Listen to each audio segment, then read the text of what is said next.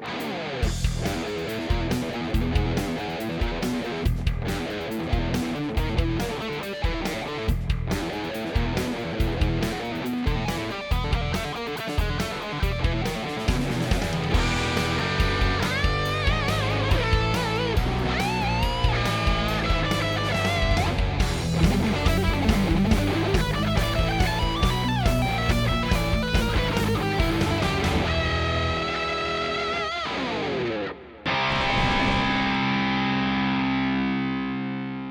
everyone, my name's Brandon Paul. I help intermediate and advanced players break those plateaus and hopefully guide and inspire them on becoming the guitarist they always wanted to be. Today, I'm walking you through 5 techniques that every intermediate guitarist is going to need to master, especially if they want to get to the next level, and not just how these techniques work, but how to practice them and get real results. So let's start off with number 1, palm muting control. This is what's going to give your riffs that tight, punchy edge, but it's also going to enable you to lock into the groove a lot better and ultimately give you more dynamics. And as we go through this riff example, you're going to see exactly what I'm talking about.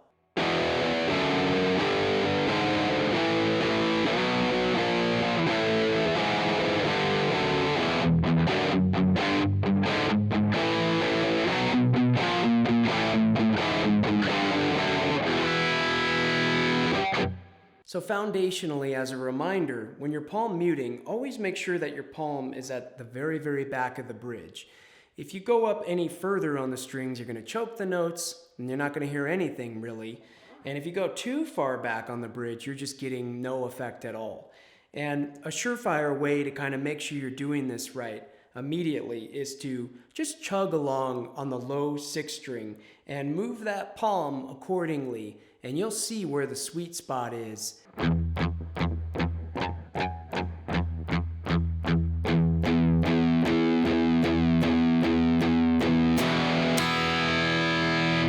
So here's the practice tip to put this in real application. Play the riff 3 different ways: wide open, completely palm muted, and then with the accents as well as thinking dynamically, and you're going to hear a massive difference. Check it out.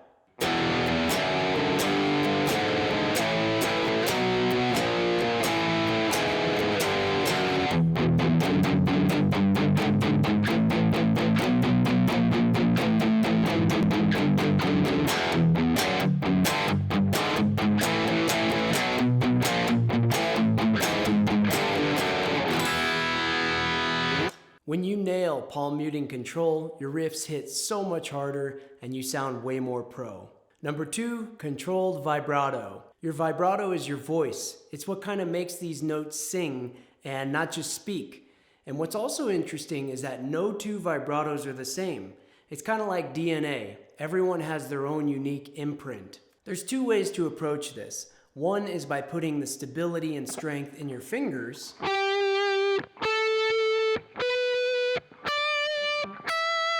And the other is putting the stability and strength in your wrist.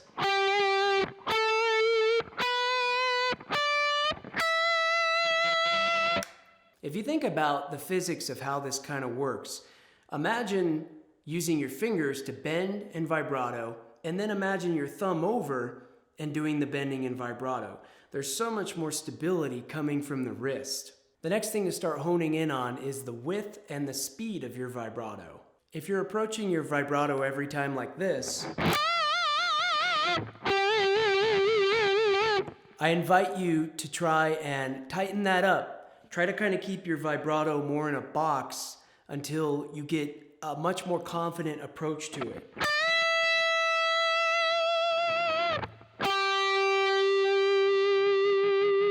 The rate of speed that you do is kind of irrelevant at this point. Width is the first place to kind of start with this. Your intonation is going to improve tremendously.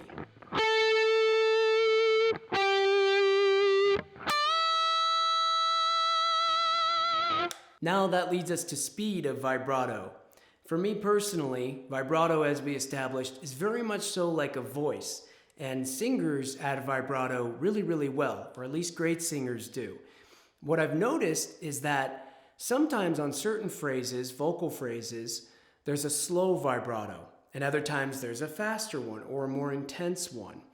I like to approach my leads the same exact way. So I might play some phrases off the cuff, and depending on where things land is what's going to dictate how much intensity or speed I add into my vibrato.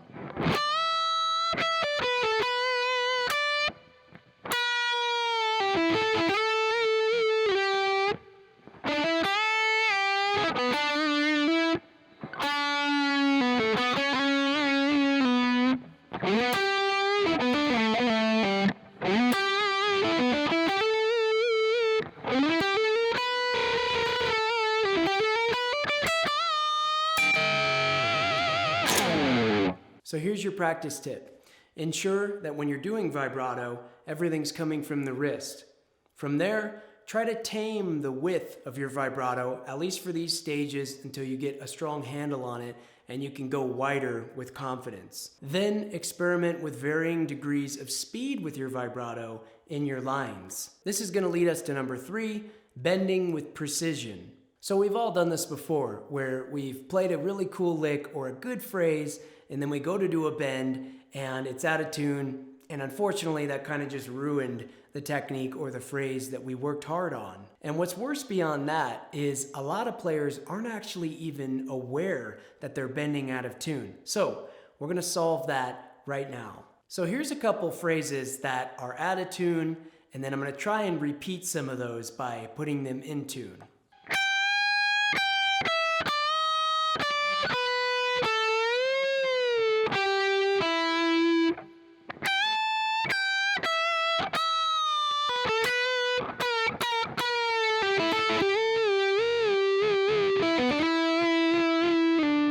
So how can you be sure that you're always bending in tune?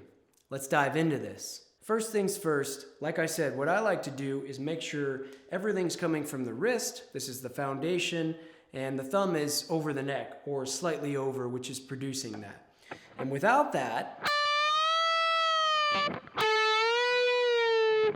with it,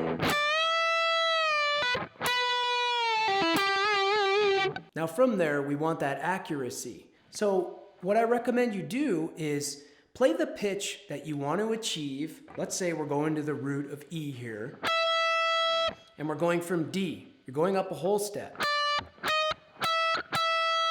Get that pitch in your ear and then bend up slowly until you achieve it.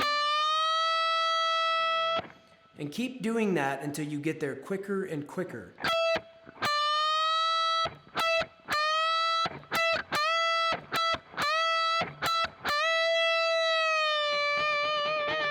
That same philosophy is going to go for every note on the fretboard. And for a lot of people, they might be saying, well, that's incredibly obvious.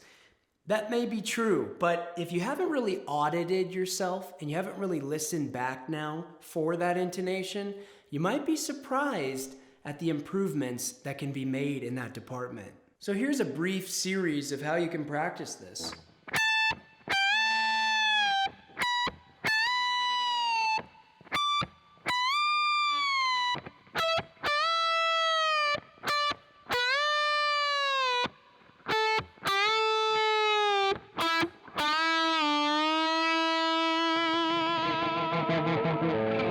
And that leads to your practice tips right there. Thumb over, enabling the strength and stability in the wrist, and your pitch matching drill. If your bends are expressive and in tune, your solos are going to sound intentional, like a singer hitting the perfect note. Now to number 4, alternate picking and control. It's not just about playing fast, it's about playing in control and having full control over your alternate picking, whether it's slower or faster, is extremely important so you can gauge how much you want to lean into it whenever you're playing.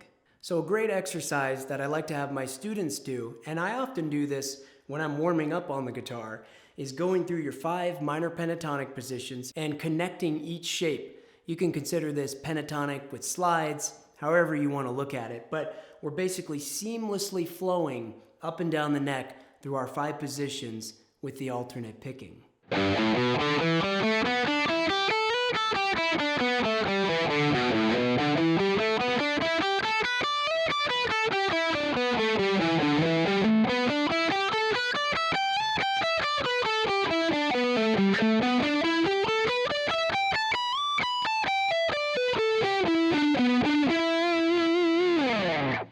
Clean picking equals clarity, confidence, and groove.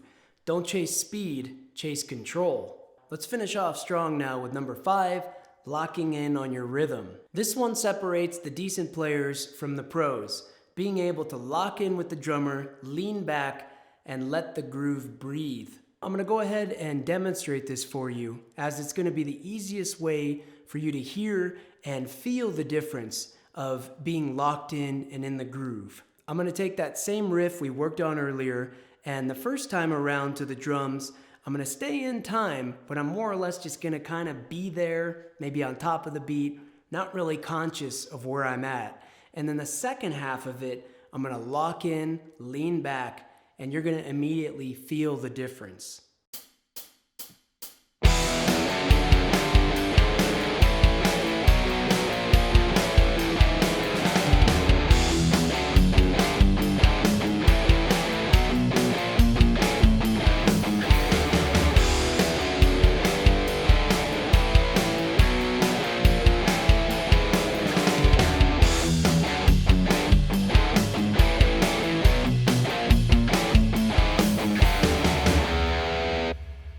So hopefully you could not only hear the difference, but you could feel the difference.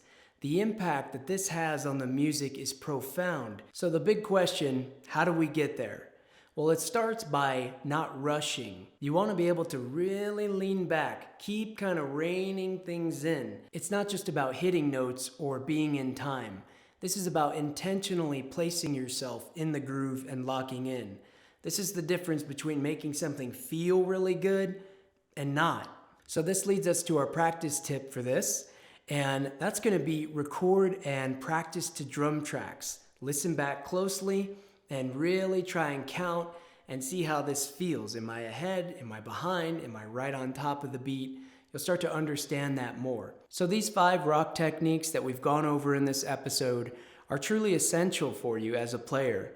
You wanna get a strong handle on these, and they're just gonna make you that much more well-rounded, solid foundations, especially if you're an intermediate guitarist and you're looking to really level up. So on that note of leveling up, if you've enjoyed the instruction, the teachings in this lesson, and you want to learn more and you simply just want to become a stronger rock and blues player, I offer one-on-one Zoom lessons. I'd love to have you if you're serious about learning. Doesn't matter where you live in the world, what your age is, or your current skill level. I'm here to help. I have a strong passion for doing it. And you can find out how to contact me for that in the description. And before you guys go, be sure to subscribe to the channel.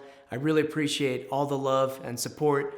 I put a lot of time into making these videos and trying to provide the best information that I can for you and making you guys better guitar players. Also be sure to follow me on Instagram at Brandon Paul Official.